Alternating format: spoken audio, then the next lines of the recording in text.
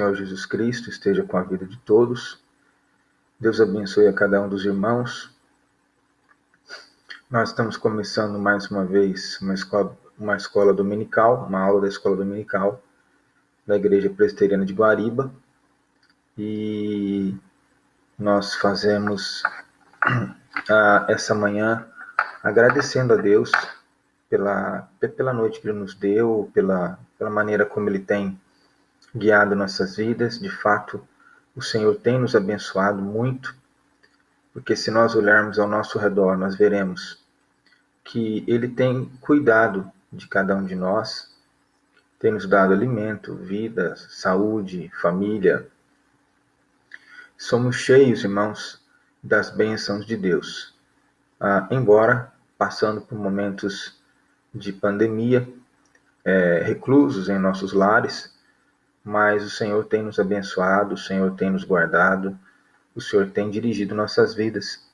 Isso deve nos levar sempre à gratidão.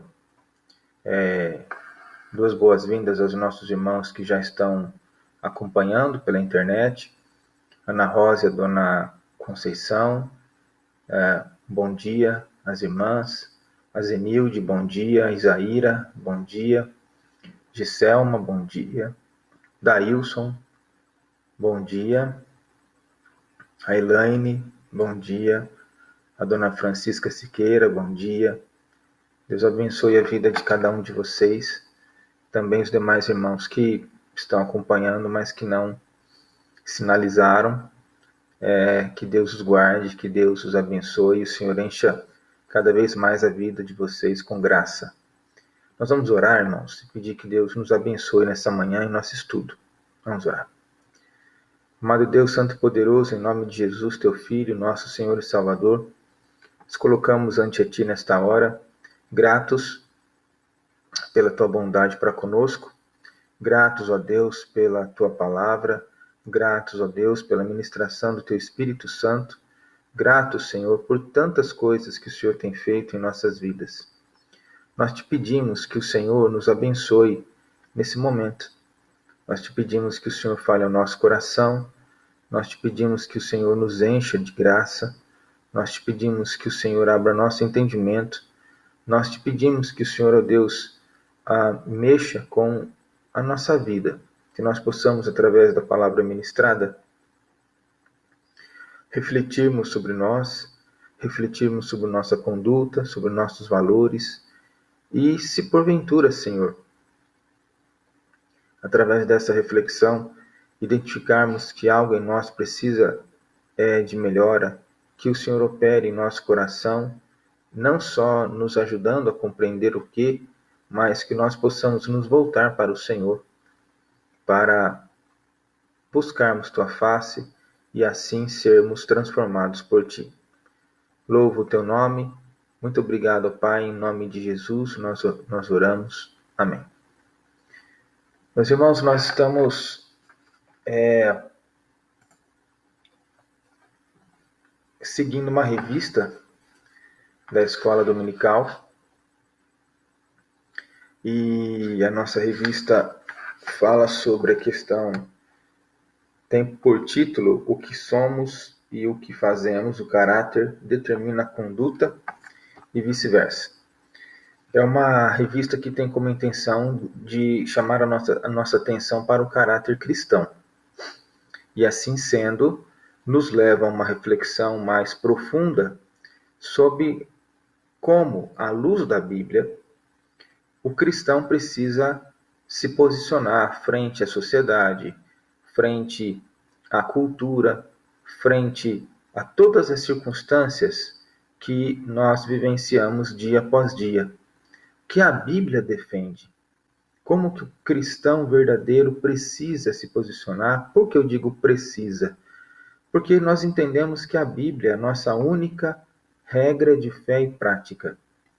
Então, se nós temos esse entendimento, é natural que tudo aquilo que nós fizermos, ou todos os nossos valores, precisam ser determinados e alimentados pela palavra de Deus.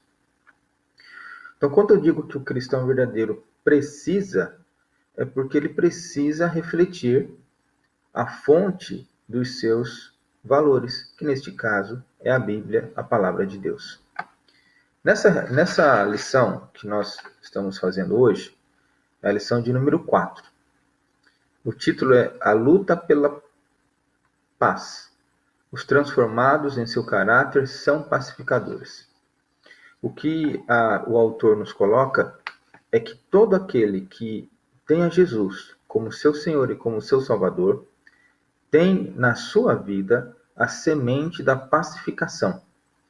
Ou seja, é uma pessoa que ao invés de botar mais lenha na fogueira, é uma pessoa que ao invés de excitar ainda mais um conflito, a atividade dessa pessoa é a atividade de pacificar, de esfriar o conflito, de desviar de um possível desentendimento, de algo do gênero. Isso não significa, irmãos, em momento algum, que pacificar seja uma atitude de fazer vista grossa com o pecado, ou também seja uma atitude de não determinar aquilo que é justo pela Escritura.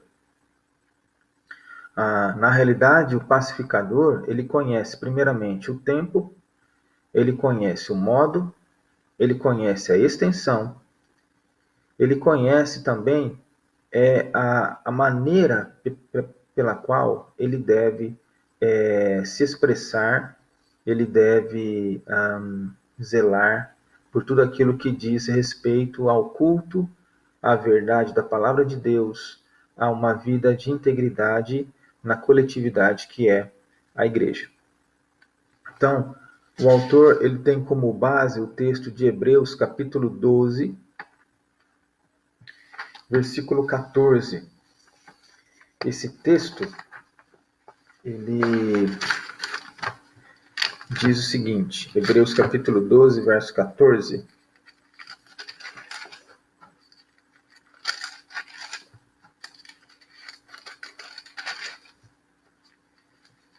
Segui a paz com todos e a santificação, sem a qual ninguém verá o Senhor.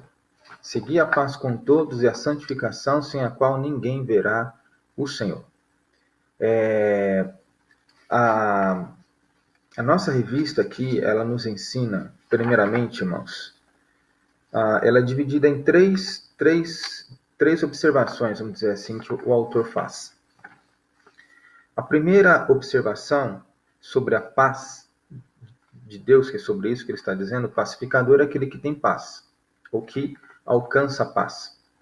A primeira observação que ele faz é que a paz que Jesus nos propõe é uma paz espiritual e é muito diferente daquela paz que a ideia é disseminada em termos mundiais ou sociais. As pessoas falam assim, vou viver em paz. Ou você tem que promulgar a paz. Alguém tem que espalhar a paz, cultivar a paz. Essa ideia de paz em termos social é a ideia de você não estar em conflito com ninguém. Mas para que você não esteja em conflito com ninguém, você precisa abrir mão de valores, você precisa abrir mão de opinião, você precisa abrir mão de posturas, sejam elas corretas, para que você esteja em paz. A verdadeira paz, que é a paz de Deus, ela não se baseia nessa abertura de valores que são tão importantes à vida do homem. Pelo contrário, a verdadeira paz de Deus, ela é primeiro uma paz espiritual, ou seja, entre Deus e a pessoa. Segundo, ela é uma paz que se concentra ou se baseia na verdade. Ou seja, a pessoa só tem paz com Deus porque Jesus, que é a revelação da verdade, ao expor toda a verdade acerca de Deus e acerca do homem, substitui o pecador e dá a si mesmo como um sacrifício aceitável e eterno perante Deus. Então, em nenhum momento a pessoa que tem a paz de Deus, ela está abrindo mão de pressupostos verdadeiros, de virtudes, de pontos valorosos, dos quais ela nunca deve abrir mão. Pelo contrário, a pessoa que tem paz com Deus, ela precisa cultivar esses pontos. Ela precisa cultivar a verdade. E não se fundamentar em ilusões criadas pela mente humana ou pela sociedade para que haja uma paz, talvez com data e hora de vencimento. A terceira questão que ele coloca aqui, aliás, a primeira é a questão da paz espiritual. A segunda é a questão de que a verdadeira paz, ela persegue a santificação, como diz o texto, seguir a paz e a santificação, sem a qual ninguém verá o Senhor. E a terceira questão é que a paz e os caminhos retos estão completamente entrelaçados. Paz e retidão estão sempre juntos, não se desapegam. Então nós vamos observar primeiramente esse primeiro tópico que fala sobre que a paz é uma paz espiritual e não uma paz cunhada nos moldes que a sociedade nos dá de abrir mão da verdade de Deus e relativizarmos a situação. A Bíblia nos ensina, irmãos, que todas as pessoas que estão ou que não têm a Jesus como seu Senhor ou como seu Salvador, elas estão em rebelião contra Deus. Por que é assim? Alguém pode perguntar, mas qual que é o fundamento dessa reflexão? No Evangelho de João, no 3º capítulo, o último verso do Evangelho de João, 3º capítulo, diz o seguinte: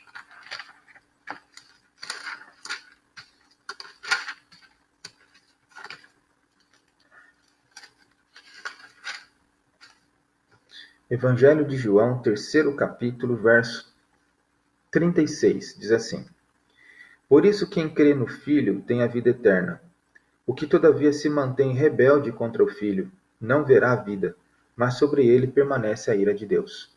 Então essa é uma declaração da Escritura, de que aquele que se mantém rebelde contra o Filho, o que é manter-se rebelde contra o Filho? É não receber o Filho como Senhor de sua vida, como Senhor e Salvador de sua vida. E isso é um testemunho que João dá. Já no primeiro capítulo do seu Evangelho, João diz o seguinte, quando ele fala que Jesus estava no princípio com Deus, criando todas as coisas, e que ele também era Deus, ele diz a partir do 3º verso, diz assim: Todas as coisas foram feitas por intermédio dele, sem ele, nada do que foi feito se fez. A vida estava nele, e a vida era a luz dos homens.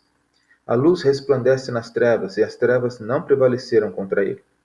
Houve um homem enviado por Deus, cujo nome era João. Este veio como testemunha para que testificasse a respeito da luz, a fim de todos virem a crer por intermédio dele. Ele não era a luz, mas veio para que testificasse da luz, a saber, a verdadeira luz que, vindo ao mundo, ilumina todo homem. O Verbo estava no mundo, o mundo foi feito por intermédio dele, mas o mundo não o conheceu. Veio para o que era seu, e os seus não o receberam.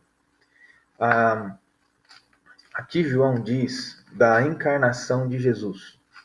E por que João se refere à encarnação de Jesus? Porque, irmãos, quando Deus criou Adão e Eva, Deus criou Adão e Eva com uma capacidade perfeita de se relacionar com o próprio Deus. Deus criou Adão e Eva com uma capacidade perfeita para a distinção daquilo que é correto e daquilo que é errado. Em nenhum momento eles eram enganados, em nenhum momento eles eram iludidos, em nenhum momento eles faziam parte de uma encenação. Tudo diante deles estava exposto da forma mais concreta possível. Então, todas as avaliações que eles faziam eram avaliações perfeitas. Não havia nenhum erro sobre as avaliações que eles faziam. O diabo incita que eles desobedecessem a Deus ao comerem da árvore que Deus havia ordenado não comessem. Então, todo o gatilho dessa situação não está no poder da fruta, que a fruta não tinha poder nenhum. A questão era na obediência ou na desobediência de Adão. Deus havia dito que havia uma maldição sobre a escolha pela desobediência, a efetivação dessa escolha. E Adão sabia exatamente disso. Mas o desejo de ser igual a Deus foi maior. E então Adão desobedeceu e comeu a fruta. A partir desse momento, então, a maldição cai sobre o homem e torna o homem completamente imperfeito a qualquer tipo de relacionamento com Deus. Porque agora o homem se torna escravo do pecado. A partir daí, desse ponto, a partir do momento que o homem se torna escravo do pecado, a partir do momento que aquela capacidade perfeita de conhecimento, de distinção de bem e mal, não existe mais, o homem passa agora a ter uma visão relativa das coisas. Aquilo que é bom é aquilo que lhe agrada, aquilo que é mal é aquilo que lhe desagrada. E isso varia de pessoa para pessoa, de sociedade para sociedade, de costumes para costumes. E a verdade de Deus se perde no emaranhado de pensamentos humanos, conclusões humanas. A verdade de Deus se perde. A verdade da comunhão, a verdade de quem é Deus, do modo como ele quer ser adorado, se perde entre os supostos saberes humanos. E a partir disso, então, o homem se torna separado de Deus. Por causa dessa separação, que agora é fruto de uma maldição que está sobre todo e qualquer homem, há da parte desse homem caído a impossibilidade de, por si mesmo, retornar a Deus. Retornar à comunhão com Deus, retornar à amizade com Deus, retornar à paz com Deus. Então, Deus envia seu Filho como homem, porque a maldição estava sobre o homem. Então, Deus envia seu Filho como homem, para que esse Filho, por meio de sua perfeita obediência, criasse um acesso entre o homem e Deus. E esse acesso seria compartilhado com todos aqueles que recebessem a Jesus como seu Senhor e como seu Salvador. E ao fazer isso, Jesus concede a capacidade dessas pessoas compreenderem quão distantes de Deus elas estão e quão carentes de Deus elas também estão. Então, Jesus é o caminho para o qual a paz com Deus é estabelecida. Por isso que João ensina que se não se recebe o Filho como Senhor e Salvador, ainda está na rebelião.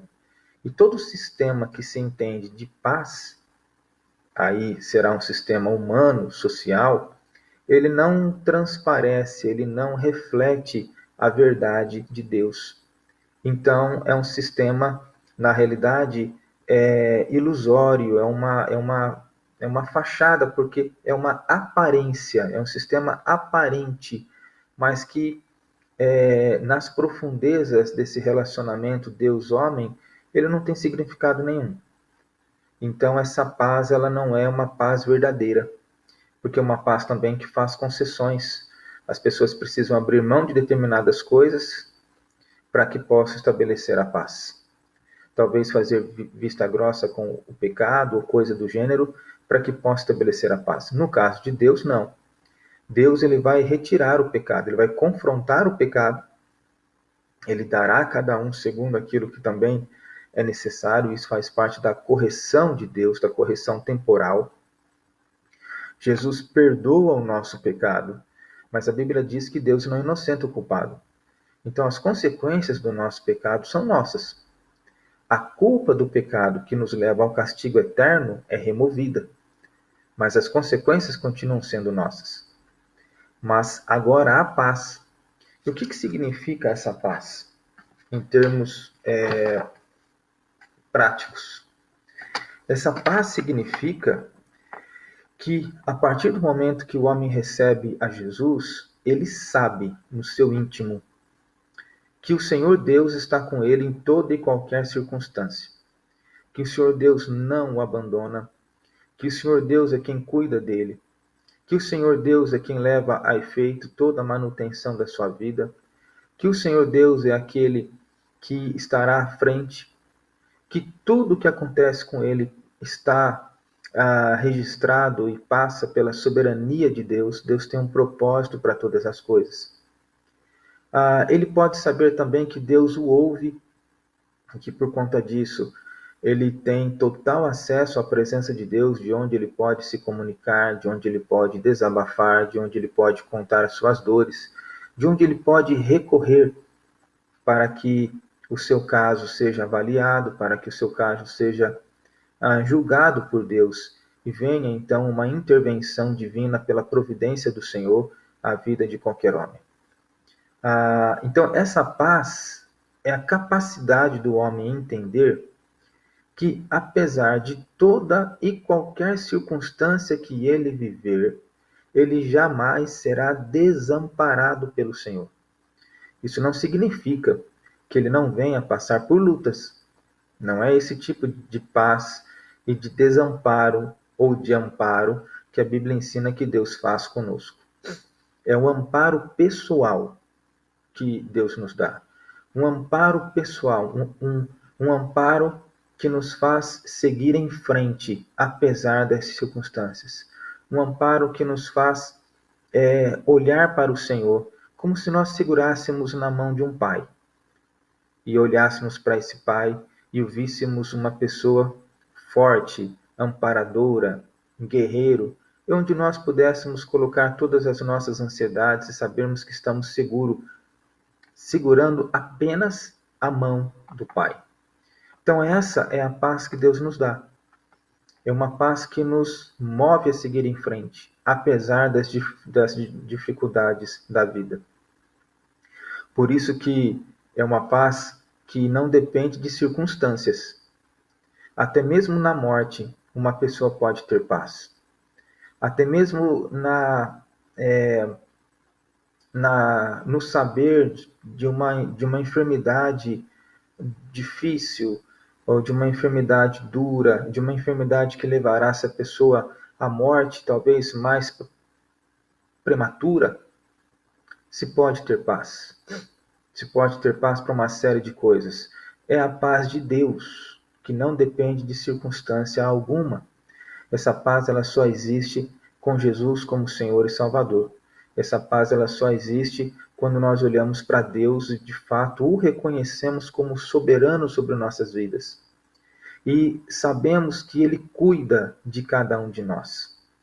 Aí alguém pode perguntar numa circunstância como essa, mas eu não tenho forças para enfrentar determinadas coisas da minha vida. E essa capacidade, então essa detecção de que não tem força, tira a paz. Irmãos, nós precisamos aprender com Paulo. Muitas vezes nós damos uma larga ênfase e valorização às circunstâncias ruins da vida. Eu não estou dizendo que elas não precisam ser vistas. O que eu estou dizendo é que elas não precisam ser apreciadas. Elas não precisam ser valorizadas. Nós precisamos aprender a andar por fé. E andar por fé não é ter uma postura de que a dificuldade não existe. Pelo contrário. É ter uma postura que o profeta teve na presença de Deus, quando os exércitos inimigos se posicionaram nas colinas contra o rei do Senhor, contra Israel. E o profeta e o seu escudeiro estavam nas colinas d'Aquém, olhando para os inimigos d'além. E o profeta estava em paz. O seu escudeiro, por outro lado, olhava para tudo aquilo e falava assim: Senhor, nós estamos perdidos. E o profeta orou e pediu ao Senhor que abrisse os olhos do escudeiro. E quando Deus abriu os olhos do escudeiro. O escudeiro disse: maior são os que estão conosco do que os que estão com eles. Porque quando o escudeiro olhou ao seu redor, as campinas todas, os montes todos estavam cheios de carros e cavaleiros do Senhor, preparados para a guerra. Agora, se eu não olhar com os olhos da fé para as circunstâncias que Deus mesmo promete que me dará como refúgio, como força para vencer as circunstâncias, e ficar admirando apenas o problema que está na minha frente, de fato eu vou me encher de medo. Então, uma das questões que eu coloco, um dos conselhos que eu coloco, pare de olhar, pare de admirar o tamanho da sua luta. Pare de supervalorizar o tamanho da sua luta. E numa circunstância como essa que nós vivemos, essa valorização daquilo que é mal, ele é muito fácil de se ter. É muito fácil de se escorregar para esse tipo de situação. Basta começar a se encher de informações gerais, sem tempo hábil para conclusões especiais e necessárias à condução de nossas vidas. Busque informações, mas busque apenas aquelas que são importantes para o seu viver. O restante, deixe para fora. Não vai te fazer bem nenhum, não vai melhorar sua vida, pelo contrário, vai encher sua mente de preocupação. E uma mente preocupada faz com que o corpo não caminhe também em termos sadios. Então se guarde, não fique admirando o tamanho do problema, pelo contrário, olhe para o Senhor. O apóstolo Paulo diz que tudo aquilo que é virtuoso, tudo aquilo que é verdadeiro, tudo aquilo que é justo, entre outras coisas mais, deve ser o que habita a mente do crente. Em segundo lugar, ele coloca aqui que essa paz, ela persegue a santificação de vida.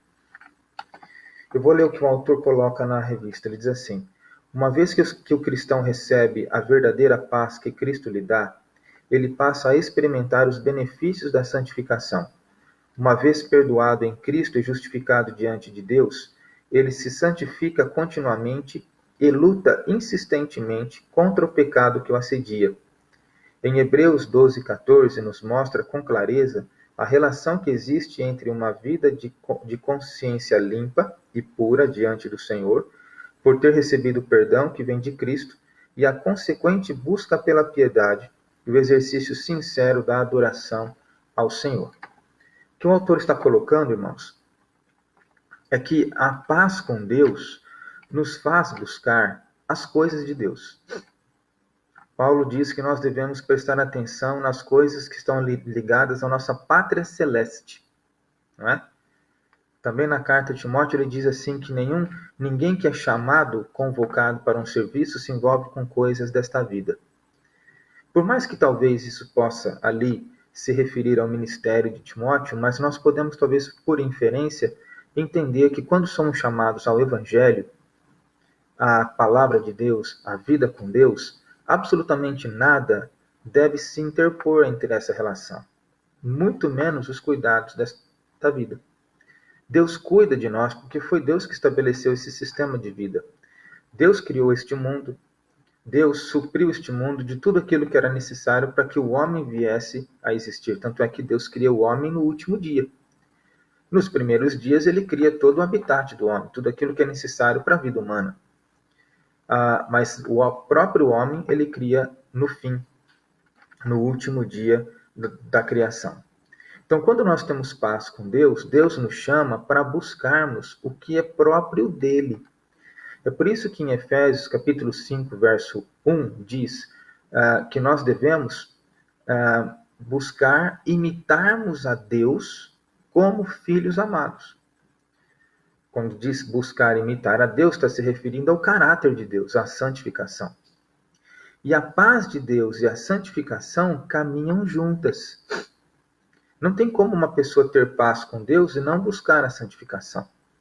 De modo que a santificação, vou fazer um trocadilho aqui, é um santo remédio para a alma humana. Porque a santificação é o encher-se da graça de Deus. A santificação É um encher-se dos valores de Deus, das virtudes divinas, entende? Quando nós nos enchemos de Deus, quando nós nos enchemos da palavra de Deus, transformações acontecem em nossas vidas. Nós nos tornamos fortes, fortes em Deus. Como acontece aquilo que Mateus diz, no capítulo 5, né? Ele diz, vós sois a luz do mundo. No final, ele escreve, assim brilhe a vossa luz diante dos homens, para que vejam vossas boas obras e glorifiquem a vosso Pai que está nos céus. Quer dizer, a luz que ele se refere ali não somos nós, propriamente dito nós, cada um de nós. A luz que ele se refere ali é Cristo. Jesus mesmo diz isso no Evangelho de João. Eu sou a luz do mundo, quem me segue não andará em trevas. Quem me segue não andará em trevas. Então, quando ele diz assim brilhe a vossa luz, ele está dizendo assim brilhe Cristo na sua vida. Cristo brilhando em nossa vida é santificação. O crente precisa se regozijar em Cristo quando ele entende que por causa desse mesmo Cristo, por causa da obra do Espírito Santo, ele consegue reproduzir as virtudes do Senhor em sua vida. Isso não é mérito dele. Devemos fazer festa? Sim, porque fizemos, alcançamos algo que quando éramos inimigos de Deus, nós não fazíamos. Mas não é mérito nosso, é graça de Deus. E como graça de Deus, irmãos, nós precisamos ver o poder de Deus graciosamente agindo em nossas vidas. Me lembro de uma irmã, uma psicóloga, que certa feita falou comigo numa determinada dificuldade que eu tinha, e ela me disse assim, que todas as vezes que eu tivesse uma vitória naquele aspecto da dificuldade de fala, né? Tinha uma dificuldade de fala mais severa do que hoje. Ela me disse que todas as vezes que eu tivesse uma vitória naquele aspecto, mesmo que fosse pequenina, que era para fazer festa. Não me esqueço disso até hoje. Era para fazer festa. Então, tudo aquilo que nós conseguirmos reproduzir de Deus é para fazer festa. Não é para cantar no sentido de chamar a atenção para si. Não é isso que estou chamando, não é isso que estou dizendo de festa. Não estou dizendo para se vangloriar, não estou dizendo para chamar a atenção. Olha, eu sou mais santo que os outros. Não é isso que estou dizendo. O que estou dizendo é agradecer a Deus. Senhor, eu te louvo. Senhor, eu te agradeço, eu me regozijo no Senhor, porque eu não conseguia agir daquela maneira. E hoje, pela tua graça e para a tua glória, eu agi daquela maneira. Mas eu sei que isso é o poder do Senhor na minha vida. Fazer festa com toda a humildade, mas fazer festa. Mateus diz também no seu capítulo 5 que nós deveríamos nos regozijar quando perseguidos por causa do Evangelho. Porque da mesma maneira o Senhor foi perseguido antes de nós e os profetas também. Então, a santificação ela faz parte do ser crente. Não tem como uma pessoa sustentar a posição de ser crente em Cristo Jesus e não buscar santificação. Na realidade, toda e qualquer posição, toda e qualquer pessoa que sustenta que é crente, mas não busca santificação, está se auto-enganando. A Bíblia nunca afirmará que ele é crente. Pelo contrário, isso significa negar a Jesus perante os homens. E Jesus é muito claro com isso. Ele diz que todo aquele que o confessar perante os homens, ele também o confessará diante do Pai Celeste. Mas todos quantos o negarem diante dos homens, ele também o negará diante do Pai Celeste. Então, se uma pessoa é crente, mas ela não busca santificação, ela está sustentando ser crente pela palavra, mas negando o Senhor Jesus pelas atitudes. Então, ela está mentindo para si mesma e criando talvez um contexto adequado de vida para si, um contexto confortável de vida para si, quando na realidade nossa vida ela não deve ser para nós mesmos e sim para o Senhor.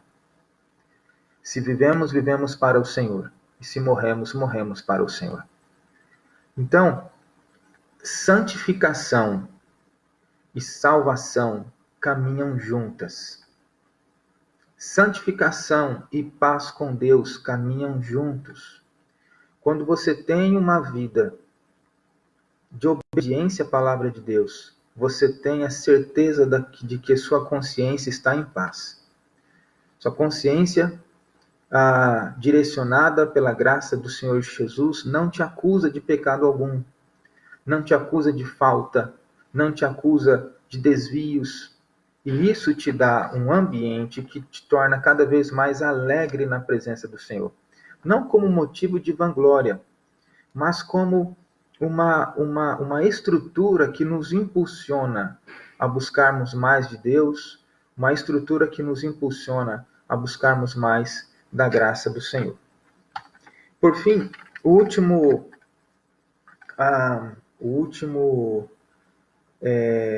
tópico que o autor coloca, ele diz assim: paz e caminhos retos.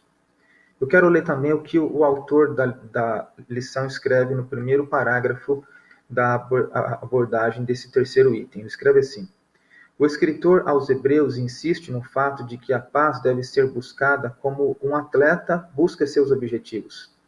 Restabelecei as mãos decaídas e os joelhos trôpegos. Hebreus 12:12. E ela é fruto de um coração limpo e de uma consciência purificada. Fazei caminhos retos para os pés.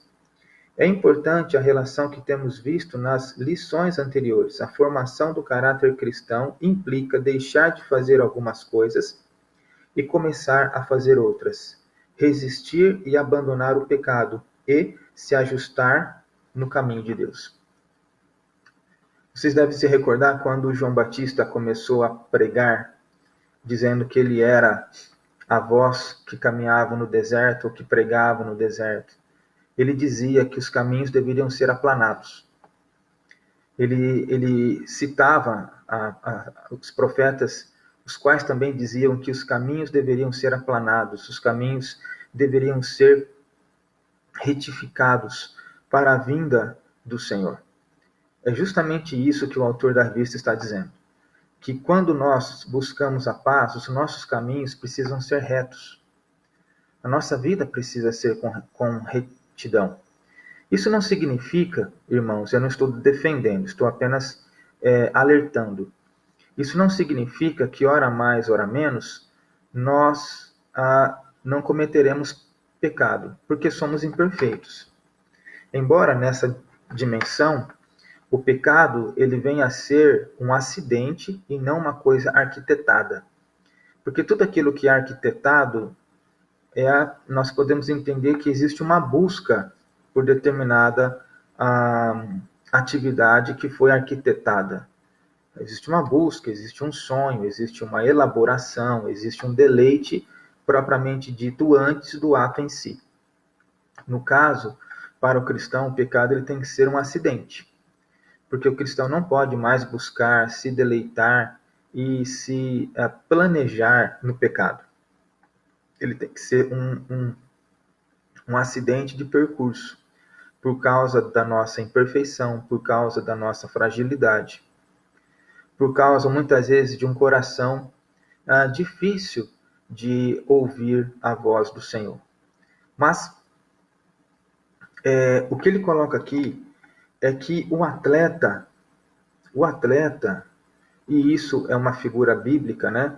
O apóstolo Paulo utilizava muito a figura dos atletas para se referir ao desenvolvimento da santificação, e nós podemos pegar essa figura até mesmo para os dias de hoje. O atleta, ele é absolutamente disciplinado. Ele tem um estilo de vida que propicia o seu objetivo. Ele abre mão de coisas que não farão bem para o seu objetivo, mesmo coisas que são lícitas para ele.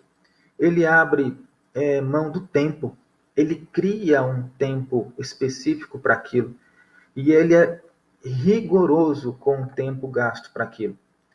Ele é autodeterminante nas questões que dizem respeito à busca por aquilo que é o alvo de sua vida. Então, essa figura do atleta que em tudo se domina é utilizada por Paulo no ambiente espiritual. Se uma pessoa pode fazer essas questões físicas para alcançar uma meta, ela também pode fazer estas questões de modo espiritual para alcançar um objetivo. Ainda mais que no campo físico, a única força motora é o próprio homem. No campo espiritual, a força motora também é o Espírito Santo que age na vida do cristão. E manifesta o seu desejo de que todo cristão esteja adequado às virtudes do Senhor, ao caminho do Senhor, às ações do Senhor. Isso que o apóstolo Paulo diz quando nos ensina em Romanos que o Espírito Santo intercede por nós com gemidos inexprimíveis, porque nós não sabemos orar como convém. E ele intercede segundo a mente de Deus.